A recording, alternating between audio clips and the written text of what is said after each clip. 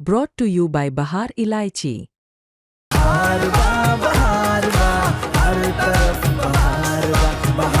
बहारवा, हर तरफ बहारवा। अमेरिका सरकार के मंत्री ने अब भारत को लेकर कहा है कि भारत को ठीक करने की जरूरत है।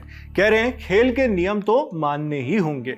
ये डोनाल्ड ट्रंप सरकार के वही बड़बोले मंत्री हैं जिन्होंने पहले कहा था कि इंडिया ट्रंप को सॉरी बोलेगा।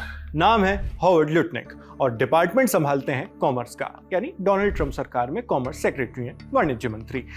अब उनकी नई धमकी भारत और अमेरिका के बीच चल रही ट्रेड डील बातचीत के दौरान आई है। ल्यूटनिक ने एक तरह से धमकी दी कि अगर भारत अमेरिकी ग्राहकों को सामान बेचना चाहता है तो उसे प्रेसिडेंट ट्रंप के साथ खेल के नियम मानने होंगे।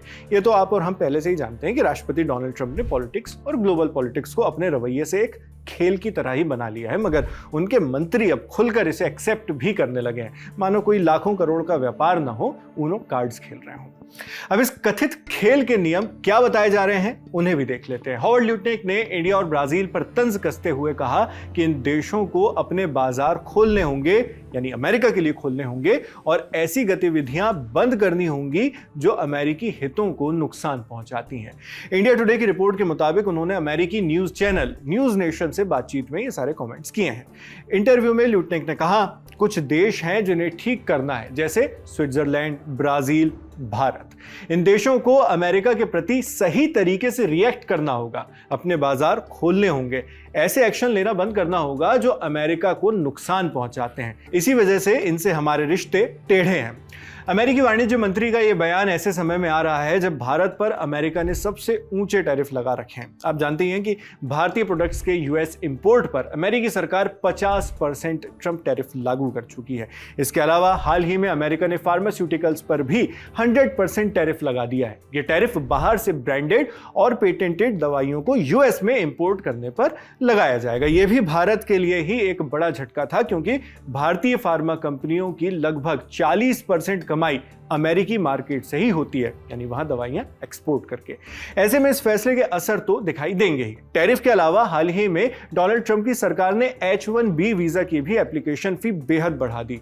जो पहले 1000 से 5000 $US में बन जाता था, अब उसी H-1B वीजा के लिए ट्रंप सरकार एप्लीकेशन फी के तौर पर $1 लाख वसूलेगी, यानी अभी के हिसाब से इंडियन करेंसी में लगभग 88 लाख रुपए।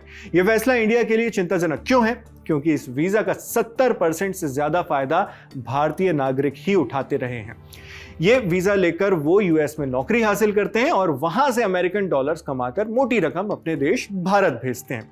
इसी तरह के फैसले लगातार लेने के बावजूद अब भी ट्रंप सरकार के इस तरह के कड़े रुख में कोई नरमी देखने को नहीं मिल रही, बल्कि उनके मंत्री तो खेल, नियम और धमकियों की बात कर रहे हैं। हॉवर्ड ल्यूटनिक कहते हैं, भारत और ब्राजील को समझना होगा कि अगर आप अमेरिकी ग्राहकों को सामान बेचना चाहते हैं तो आपको प्रेसिडेंट यानी डोनाल्ड ट्रंप के साथ खेल के नियम मानने होंगे।